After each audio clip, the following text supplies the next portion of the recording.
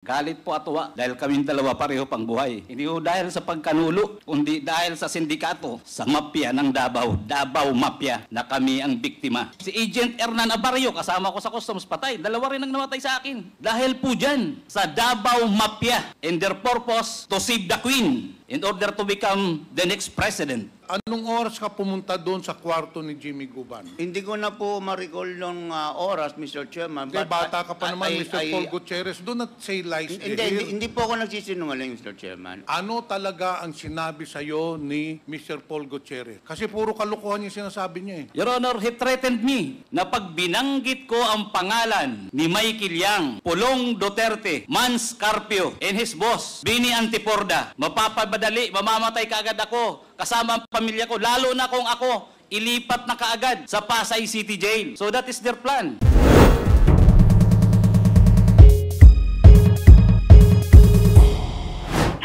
Magandang hapon po, Colonel Lacerto. Magandang hapon po. Kanina, nag-interpellate yung isang kolega ko rito. May binanggit ka na may patong sa ulo mo na 50 million pesos. Hindi po ba? Opo. Sa tingin mo, Colonel Lacerto, bakit naisipang mong nasabi mong meron kang patong sa ulo mo na 50 million pesos? During po nung hearing sa Blue Ribbon, lumabas na po yung informasyon na yan na meron na pong patong yung ulo namin. Kami po ni Director Pardo. At talo na nung lumabas yung matrix laban sa amin, na ako yung nasa taas, na nasa baba sila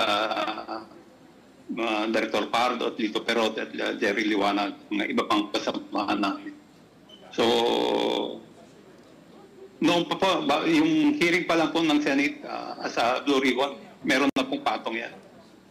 Sa tingin mo, Colonel Lacerto, sinong may pakana na patungan yung ulo mo ng 50 million pesos? Si Presidente Duterte po, saka si Bongo. Sa anong rason po na plano kang ipaligpit? Dahil po dun sa ginawa kong report, na-discover ko yung kanilang koneksyon kay Michael Yang saka kay Alan Lim, kay Lin Wenxiong. Okay, Colonel Lacerto, gaano ka nakatagal sa serbisyo nung nandun ka pa? Nagsimula po ako as cadet, 1984. Graduate po ako 1989. So, ganun po kahaba ang aking pagsiservisyo po. Kailan kayo na-introduce? Hanggang kailan anong taon kayo hanggang nagserbisyo? Hanggang 2018 po. According to the reports, kayo po ay na-dismiss sa serbisyo? Opo, dahil po doon sa AK-47 na ibinibintang sa akin na ako nag-smuggle at ako nagbigay sa NPA. And marami din ang nag-akusa sa inyo, may mga nag-file ng kaso po sa inyo. Totoo po ba yun? Ang nag-file lang po ng kaso sa amin yung tungkol diyan sa magnetic lifter na inimbestigahan namin. Kilala niyo po ba si Jimmy Guban? Opo. Siya po yung aking kinakausap o counterpart sa Bureau of Customs. Isa ba si Mr. Jimmy Guban na nag-akusa sa inyo? Siya po yung testimony po niya ang naging basis. Actually, Colonel Lacerto, nung first hearing ng Quadcom, isa si Mr. Jimmy Guban na nag-testify doon sa Quadcom sa Pampanga. Nagbigay po siya ng sinumpaang salaysay. Base doon sa sinumpaang salaysay niya, sa paragraph 9, binanggit po ang pangalan ninyo. And I'd like to read it in toto para maintindihan ninyo. Between the months of May and June 2018, Colonel Eduardo Acerto shared to me additional intelligence report about shipment of illegal drugs at the Bureau of Customs, and that through profiling, backtracking, and tracing of documents, we were able to find out overstaying cargoes, one of which was the Vicaba trading shipment. Upon discovery thereof, I instructed my staff to verify an improper consignment, etc., etc. So, kayo po ang nagbigay ng intel report kay Jimmy Guban regarding this container na overstaying ng Vicaba Trading? Opo, at binigay ko rin po yan the same information kay Director Pajardo ng PIDEA. Tapos ito po bang container ng Vicaba Trading, dito nakalagay yung dalawang magnetic lifter? Opo, yun po yung nakuha. Saan nyo nakuha yung intelligence report? Binigay po ng confidential informant. And then, nang nag-usap kayo ni Jimmy Guban, ano pong sinabi mo sa kanya? Binigay ko po yung informasyon. Sabi ko, hanapin kung nandyan. Pwede mo bang i-detalye dito yung intelligence report na binigay mo kay Jimmy Guban para naman malaman natin ano talaga eksakto ang sinabi mo sa kanya? Dahil ito po ay para malaman natin kasi doon sa sinumpaang salaysay ni Jimmy Guban, nakakonekta po dito po yung mga pangalan nila Michael Yang, yung Davao Group, at kung sino-sino pong iba. So gusto ko rin po namin malaman sa bibig ho ninyo, ano ba talagang nalalaman ninyo parte dito sa yung illegal drugs na shipment na worth 6.2 billion pesos? Ano ba talaga yung eksaktong sinabi ninyo kay Jimmy Guban? Bago po na-discover yung Vicaba, ay nagbibigay na po ako ng information sa kanya. Pag meron ako natatanggap information na meron dumarating, ibinabato ko po sa kanya. Nung dyan naman po sa Vicaba, ang binigay kong information sa kanya is merong dumating na allegedly abandon na. Ang nakalagay doon sa bill of lading as door frame po yata yun eh. So ang ano ko sa kanya is hanapin yung abandon na na container van. Parang ibinigay ko yata sa kanya ang number nung bill of lading yata eh. Hindi ko na po matandaan yung eksaktong mga detalye. Yung Colonel Asiato, yung may-ari ba ng shipment, yung Mr. Pony Chen? Actually,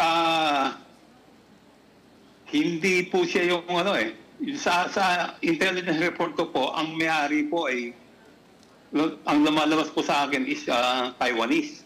Pero kasi po yung based dun sa backtracking na nung mahuli, kung sino yung nag-rent, kung sino yung nag-utos sa Vicaba, doon na po lumabas yung pangalan na yung sinasabi niyong pangalan. So hindi ho ninyo ma-ascertain na itong si Pony Chen nga ang may-ari ng container? Hindi po. Ano na po yan, yung backtracking investigation na po yung lumabas yung pangalan niya. So anyway, na-establish na po natin, Mr. Chair, na ang nagbigay ng information kay Jimmy Guban regarding the shipment of illegal drugs came from Colonel Asierto. Ngayon, doon sa sinumpaang salaysay ni Jimmy Guban, may binabanggit siyang mga personalidad. Una, si Benny Antiporda. Kilala niyo po ba itong si Benny Antiporda? Nag-meet po kami ni Benny Antiporda nung nagsisimula na po yung Blue Ribbon hearing sa Senado. Ngayon, ano naman ang participation nitong Benny Antiporda dito sa illegal drug na shipment? Ano po uli? Pakiulit po. Colonel Asierto, sinabi mo po kanina, tinanong kita kung kilala mo itong si Benny Antiporda. Kasi itong si Benny Antiporda, isa po itong personahe na binabanggit ni Jimmy Guban sa sinumpaang salaysay niya. Ngayon, ang tanong ko, sa information mo, sa intelligence report mo, ano ang partisipasyon nitong si Mr. Benny Antiporda dito sa shipment ng illegal drugs? Wala po, wala po. Kinausap po ako ni Ben Antiporda. Parang ang context niya po ng aming pag-uusap is parang kausapin ko si Jimmy Guban na wag banggitin yung pangalan ni Charlie Tan. So kinausap ka rin ni Benny Antiporda na pagsabihan si Jimmy Guban na huwag banggitin yung mga personahe. Ganun po ba? Ganun pagkakaintindi ko Si sa Charlie Tan lang po. Ano naman itong si Charlie Tan? Anong connection ni Charlie Tan doon sa illegal shipment? Hindi ko rin po alam. Ang sabi lang po ni Ben Antiporda is hindi daw po involved yan si Charlie Tan. Hindi ko naman po, wala po akong informasyon tungkol kay Charlie Tan. Okay, Ang gusto but lang anyway, sabihin sa akin is sabihan si Jimmy Guban na according to your wag banggitin siya. yes, Colonel Asiento, okay na yon. Basta it is on record, according to your testimony just a few minutes ago, that indeed, nagkausap kayo ni Benny Antiporda, and Benny Antiporda told you not to mention Charlie Tan. Okay, now, kilala mo ba itong Paul Gutierrez? Ay, hindi po. Hindi mo kilala to. Itong si Councilor Nilo Small Abiliera, kilala niyo po ba ito? Hindi po. Hindi ko po Hindi kilala. din. Wala kang alam na mga impormasyon tungkol sa mga individual na ito. Wala po. Wala po. Alam mo ba na itong si Small Abiliera ay according to the testimony of Jimmy Guban, a trusted man daw ni Michael Yang. Alam mo ba ito? Posible po kasi tiga Davao po yan eh.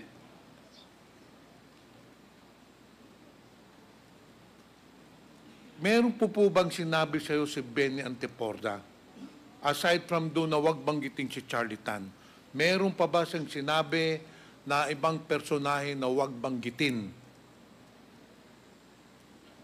Wala na po. Yun lang pong si Charlie Tan lang po nabanggit niya.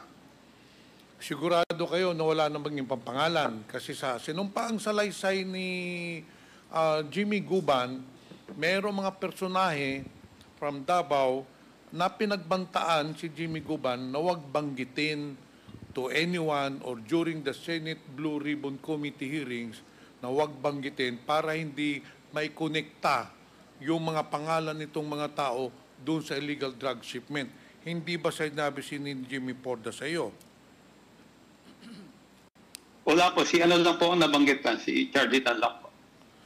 So in short, talagang yung information lang na binigay mo kay Jimmy Guban was regarding the container that has been overstaying in that area, then doon na nagsimula ang mga ikangang paghuli ni Jimmy Guban doon sa illegal drug shipment. Di po ba? Opo. Okay, Opo, Jimmy. opo. Andito Tama si, po yan. andito si Jimmy Guban ngayon. Jimmy, pinapatunayan mo ba yung sinasabi ni Colonel Asierto na siya ang nagbigay ng intelligence report sa iyo na merong overstaying containers doon na naglalaman ng mga illegal drugs? Yes, Your Honor. Marami kaming tatlo po nila Colonel Fardo ng PDEA. Nanggaling po sa kanilang informasyon, sa custom sides ako po ang nagtrabaho. Okay, after nung natanggap mo yung impormasyon kay Colonel Asierto, ano na ang ginawa mo, anong hakbang ang ginawa mo para mahuli yung illegal drug shipment? Your Honor, we started profiling. Nag-backtrack na po kami lahat ng mga records, ng files namin. By the way, Your Honor, pwede ko pang batiin si Colonel Asierto? Sige, Mr. For 6 Chair. years, sir.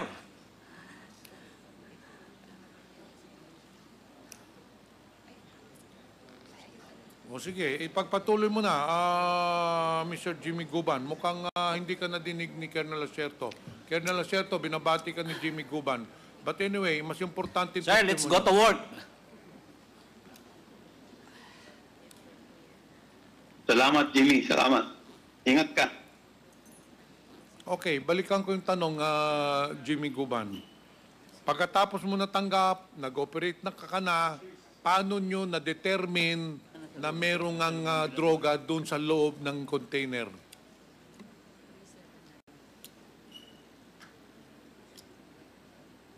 Iyak na.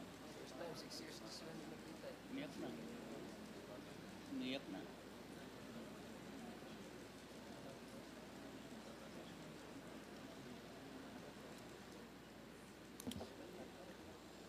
Na-miss lang, Mr. Chair, ni Jimmy Guban si Colonel Acerto dahil 6 years na sila hindi nag-uusap. This is the first time that Mr. Jimmy Guban and Colonel Acerto has talked to each other. Pagpatuloy mo, Jimmy. Thank you for your honors.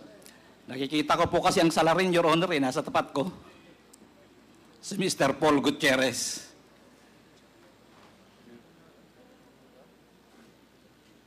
Pagpatuloy mo na yung kinikwento mo kanina. Paano Your Honors, mo thank you nalaman na merong droga doon sa Mr. Chairman. dalawang container?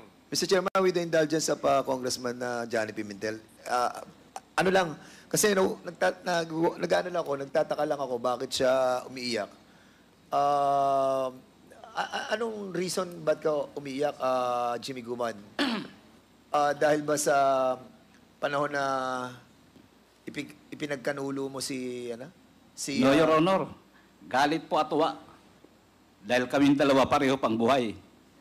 Hindi po dahil sa pagkanulo, kundi dahil sa sindikato, sa mafia ng Davao, Davao Mafia, na kami ang biktima. Pasalamat po kami sa Diyos dahil pareho kaming buhay. Si Colonel Pardo po namatay. Si Captain Perote. Si Agent Hernan Abarrio, kasama ko sa customs, patay. Dalawa rin ang namatay sa akin. Sa kanya, ilan ang namatay? Dahil po dyan, sa Davao Mafia, and their purpose to save the Queen in order to become the next president. That is how, ganun nila ginawa. Lahat patayan. Your Honors, gusto ko po sana tuloy-tuloy ang pagsagot. Pero sometimes nagiging emotional ako for so long na kahit papano via internet, kahit papano pareho kaming buhay ng aking kaibigan si Colonel Acerto. We did our best, Your Honors, para ho kami ay makagawa ng tulong sa bayan. Pero ang sinapit namin, siya may patong sa ulo. Ako buti na lang may Diyos. Hanggang ngayon, nasa National Bilibid Prison. Anong hustisya ang meron during the time ni Duterte? Anong merong laban sa droga kung ang pinoprotektahan? Sorry po, Your Honor. Pili ko ilabas ko lang po muna konti. Kagalang-galang pong Senator at the Chairman. Congressman. Jimmy, paalala lang kasi hindi ito yung venue para maglabas ka kung anumang sama ng loob meron ka, no? Itong venue na ito ay venue kung saan ang mga katanungan ng ating mga kasamahan ay maaaring mong masagot. We will give you the time kung ikay matanong tungkol dito sa iyong damdamin tungkol sa isyong ito at the appropriate time. Thank you, Your Honor. Medyo natuwa lang po ako dahil kahit paano nakita kong buhay na buhay si Colonel Acerto. Okay, sige, Salamat. salamat. Thank you for Your Honor. May Congressman apology rin. Pimentel, Thank you, please Mr. proceed. Chair. Balikan natin yung tanong ko, Mr. Guban. Kanina binanggit ni Colonel Acerto na siya ang nagbigay sa iyo ng intelligence report regarding doon sa shipment ng Bicapa Trading. Pagkatapos ng intelligence report, ano hong ginawa ninyo? Your Honor, ang nag-implement po niyan ay joint ng PDEA at saka ng Customs. In fact, witness din po doon si Colonel Acerto. Si Colonel Pajardo, then Director ng National Capital Region ng PDEA, nag-exchange po kami ng mga information together with Colonel Acerto. Then I do my homework also on my part as CIS Intelligence Operative ng Bureau of Customs. So lahat po ng files, naghanap kami, nag-backtrack, kung ano po ang trabaho namin as Intelligence Operative sa Bureau of Customs. Hanggang po sa bandang huli na totally na pinpoint namin at nalaman namin na talagang yun na yung binibigay na information from Colonel Asierto's asset. Yan na po hanggang sa in-identify. If I will be given a chance po, Your Honor, may mga supporting documents po ako dito to prove na talagang yan po ay nahuli namin. Trinabaho po namin at nagsakripisyo po dyan ng buhay ang halos mga kasamahan namin para po mahuli yan. Ngayon, itong sunod na tanong ko sa iyo, importante itong tanong ko sa iyo. Itong dalawang container van na sinasabi na hinuli ninyo na may laman na drug shipment, ito ba? Or kargamento na pinapakiusap siya. So, isa po yan na sa mga pinapakiusap niya na kargamento, pati po yung mga missing containers at saka pati po yung ibang mga nahuli sa warehouse. Missing containers at saka pati po yung ibang mga nahuli sa warehouse. Sabi mo, Mr. Chair, Guban, na maraming hinihiling sa iyo ni Small Abrera na maipapasok na mga kargamento. Kasama na itong ilang container van ba ito? Isang container van lang? Isa lang po, Your Honor. Recording in progress. Isang container van lang. So, pero ito na nga yung binabanggit niya. Isa po yan, Your Honor. Okay, so nung na-identify na ninyo yung container van, ano na nangyari? Did you report it to PIDEA para gumawa ng control delivery? Siyempre, binigyan ka ng information ni Colonel Asierto, binerify ninyo yung container van, anong sunod na hakbang na ginawa ninyo? Gumawa po kami ng report, Your Honor, together with PIDEA. In fact, nandun po lagi sa office ko si Intelligence Officer Bagawi. Your Honor, if I bibigay any time, may dala po ako dito na pirmado po namin ni Bagawi yung ibang mga reports tungkol po dyan sa tinatrabaho naming before, hindi pa magnetic lifter. Basta yun yung subject po namin. Siguro on another occasion, because we will have a next hearing next week, Mr. Chair, sa pagka-ngayon, marami pang mag-interpellate. But anyway, after nung identify mong container van nyo, coordinated with PIDEA, ano nang sunod na nangyari? Hanggang sa, Your Honor, inaprubahan na po yung aming request through the Deputy Commissioner for Intelligence ng Bureau of Customs. Inaprubahan na po ni Commissioner na buksan ang container number na yun na ni-request po namin dahil natapos na po namin ma-develop doon po sa Manila International Container Port. And that was also the time, Your Honors, na inorderan si Collector Bakiran para isaayos yung container na yun na may lamang magnetic lifter.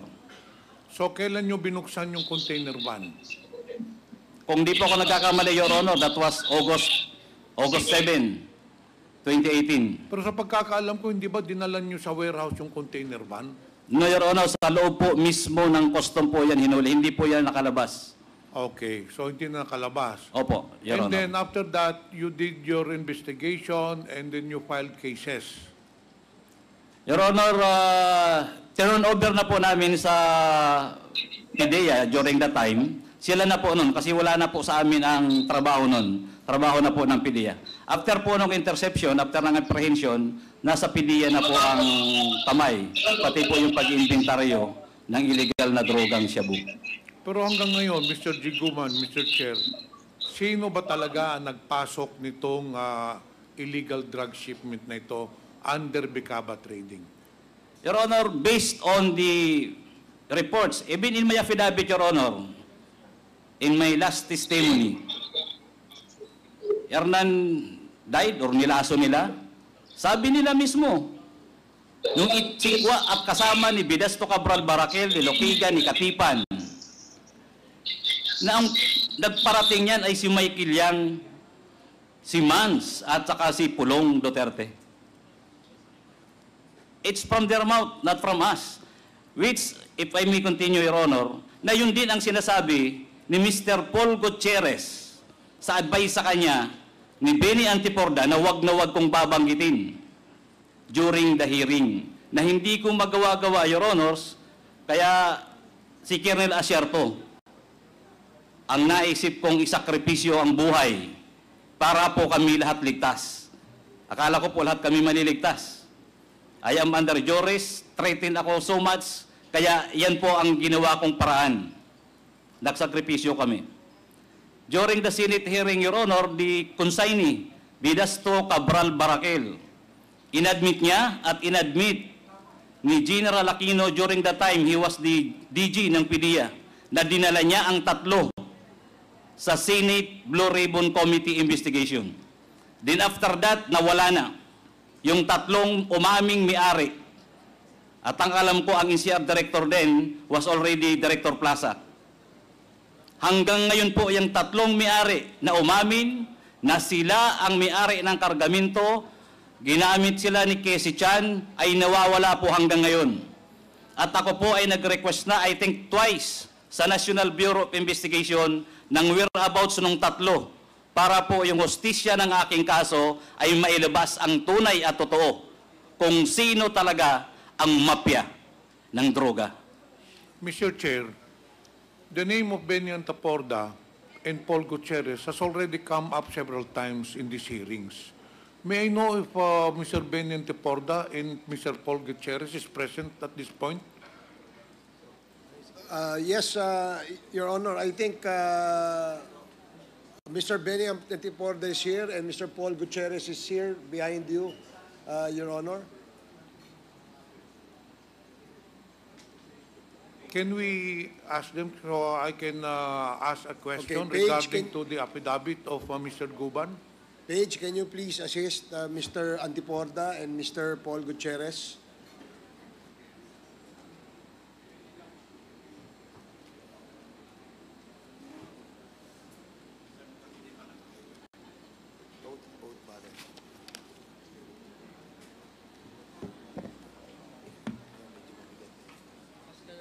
So may I ask if Mr. Antiporda and Mr. Gutierrez has taken their oath?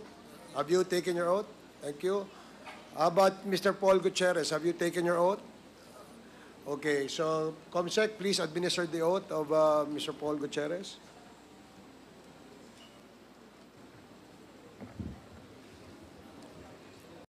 Sir, please raise your right hand. Do you swear to tell the truth, the whole truth, and nothing but the truth in this congressional inquiry, so help you God? Thank you, sir. Okay, please Mr. proceed, Chair, may I Congressman proceed? Pimentel. Thank you very much, Mr. Chair. Mr. Paul Gutierrez. Saan ba dyan si Paul Gutierrez? Yun. Thank you, Mr. Chairman. Saan po kayo naka-assign ngayon? Nasa gobyerno po ba kayo? Kasi I understand a month ago you were assigned sa kung saang government agency yun? Yes, Mr. Chairman, I was the previous executive director of our Presidential Task Force on Media Security. My services was expired only last September 12, Mr. Chairman. Okay, Mr. Chair. Mr. Recording Paul in Gutierrez. progress. Mabuti nandito po kayo, Mr. Paul Gutierrez. Kasi dito sa sinumpang salaysay ni Jimmy Guban, paragraph 18.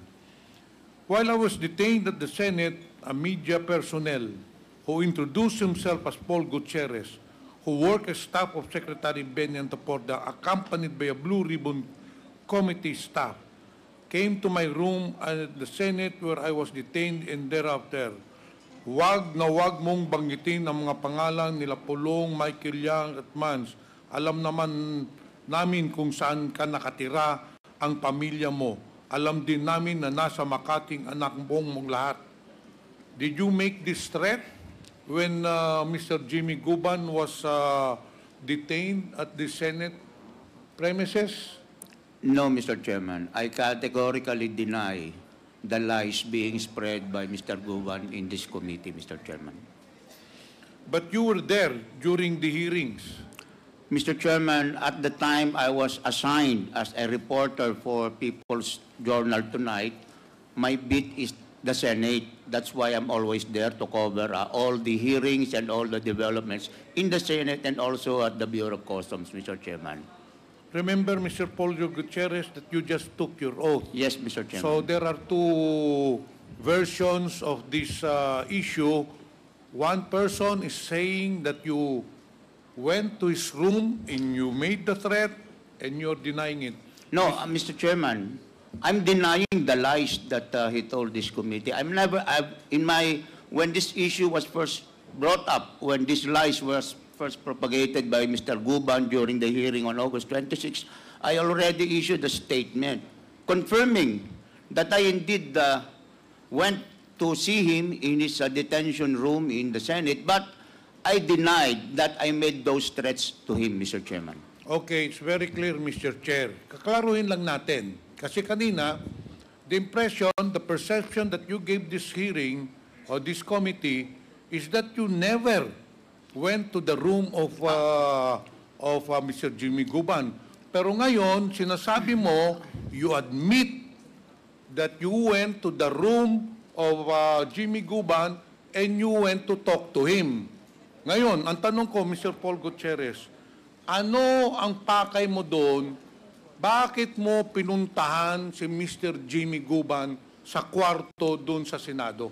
Well, Mr. Chairman, at that time, let me kindly allow me to put a little context dun po sa pagbisita ko po sa kanya. At that time po, matagal na po siyang nagtetestify sa Senado at katulad po ng kanyang ginagawa ngayon, marami na naman po siyang palabas. At that time, we were really curious kung talaga ba siya po ay may sakit, kinakapos ang hininga, tumataas ang blood pressure. Yan po ang style ni Mr. Guban noon pa man sa Senado eh. No? Sandali, So, Mr. Paul Gutierrez, ikaw ba ang doktor ng Senado? Bakit Hindi po, pa sasabihin hindi mo doon na you wanted to see the health condition of Mr. Guban? You told me, or you told this committee earlier, that you were a media personnel when the Senate hearing was being conducted. Tama po. Ngayon, ang tanong ko, answer me in simple terms, Apo. bakit ka pumunta, anong oras ka pumunta doon sa kwarto ni Jimmy Guban? Hindi ko na po ma-recall nung oras, Mr. Chairman. Hindi, but bata ka pa naman, Mr. Paul I- Gutierrez. Do not say lies Hindi, here. hindi po ako nagsisinungaling, Mr. Chairman. I went You in... know, gabi o araw ka pumunta? Araw po yun, araw po Araw. yun. Opo. Mga umaga o hapon? I believe after the hearing po yun, siguro po, mga after lunch po siguro. Oh, yun, yan. after the Mas committee hearing. malinaw. Opo. Never tell lies here in the hearing. Kasi we want to ferret out the truth. Opo. Ngayon, pumasok ka doon sa kwarto ni Jimmy Guban sa Senado, may kasama kang staff ng Senado, ano ang pakay mo doon kay Jimmy Guban? Yun ang tanong. Opo. Gusto ko lamang po at that time unang-unang makita personally kung totoo po ba yung condition niya, maayos po ba ang kanyang kalusugan. Hindi ka naman doktor, Mr. Paul Gutierrez. What? Yun lang ang pakay mo? Hindi po. Para tignan lang kung Hindi po. anong health condition ni ano? At That is a very flimsy excuse. Hindi, Why are you a doctor? Why are you so concerned with the health of Jimmy Guban? Why don't you tell us the truth? What is the real reason why you went to the room of Mr. Jimmy Guban? You tell this committee because you want to see the health condition of Jimmy Guban? You're not even a personnel of the Senate? O, sabihin mo ang totoo.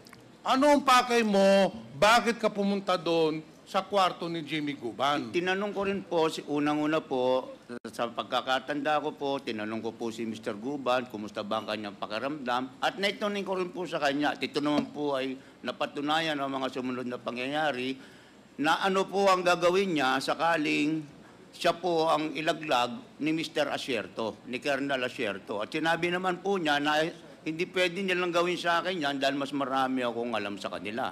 At yan naman po yung napatunayan po. In the end of the day po, ang nilaglag po niya ay si Colonel Asierto. Pero yun pong sinasabi niyang tinakot ko po siya, Mr. Chairman, on behalf of the people that I don't know personally and who don't know me personally, hindi po nangyari yun, Mr. Chairman. Mr. Paul Gutierrez, Mr. Chair, isalaysay mo nga dito, dahan-dahan mong isalaysay, pagpasok mo doon, hanggang natapos lumabas ka, ano ang pinag-usapan ninyo ni Mr. Guban? Ang natatandaan ko Simulan mo sa from the very beginning. Sabi mo, kamusta ang katawan mo, Opo. kamusta ang health mo, o sunod, anong tinanong mo? Tapos nga po, tinanong ko po siya kung anong gagawin niya sakali pong ilaglag nga po siya ni Colonel Asierto. Sabi po niya, hindi po pwede yan kasi mas marami kong alam sa kanila. Tinanong ko rin po siya kung yung pong isang dating opisyal ng National Press Club na palagi po namin nakikita sa hearing kung yun ba ang kanyang kaibigan na nag-PPR sa kanya, hindi po siya umimik doon sa tanong na yun. Ano pa, Mr. Paul Gutierrez? Yun lang po ang natatandaan ko, Mr. Chairman, sapagkat kung may bahid po ng katotohanan ng sinasabi po ni Mr. Guban, Mr. Chairman, unang-una po, dapat po ako po ay pinagalitan ng chairman ng Blue Ribbon Committee. Dapat din po, nasisigurado ko, sapagkat kasama po namin doon ang isang security po ng Senate, nasisigurado ko pong isusumbong po ako ng Senate security sa aking maling ginawang aksyon. At nasisigurado ko rin po, dahil stricto po si Chairman na Dick Gordon ng mga panahon na yon, ay malamang po hindi na po ako nakapag-cover pa ng anumang balita sa Mr. Senado. Chair, Mr. Paul Gutierrez, ikaw ay nagsisunungaling, very clear.